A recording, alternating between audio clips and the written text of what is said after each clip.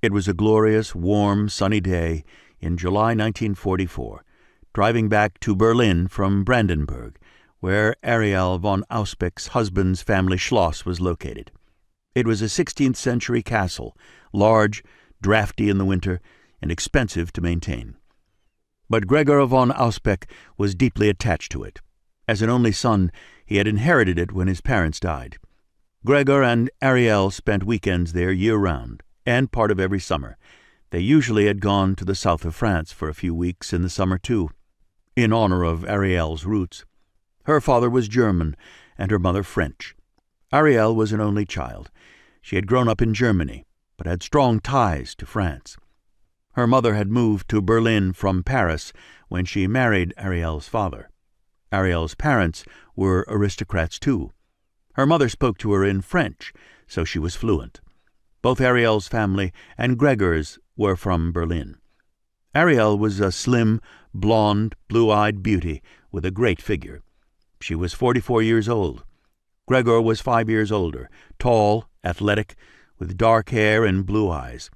Their families had been friends, and Gregor was the dashing older man when she fell in love with him at 20 and married him at 21. They had been married for 23 very happy years. Their daughter, Mariana, was 22, and had recently become the wife of Jürgen Springer, a young lieutenant in the Luftwaffe, an ace pilot, and a delightful boy Arielle and Gregor both approved of.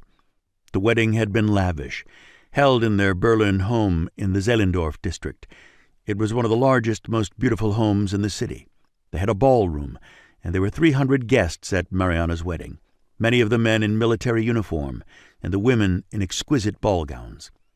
Gregor was a colonel, retired from the German army after an incident at the beginning of the war. He had been accidentally shot, and his left arm remained stiff and his shoulder permanently damaged. It had spared him the agonizing decision of resigning from the army, which he had been considering at the time.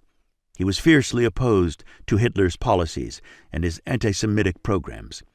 The accident had given him the perfect excuse to retire, and had spared him from taking an overt position in opposition to the Führer, which would have been dangerous. Instead, he was able to remove himself gracefully from Hitler's army. Arielle and Gregor had a son as well, Victor.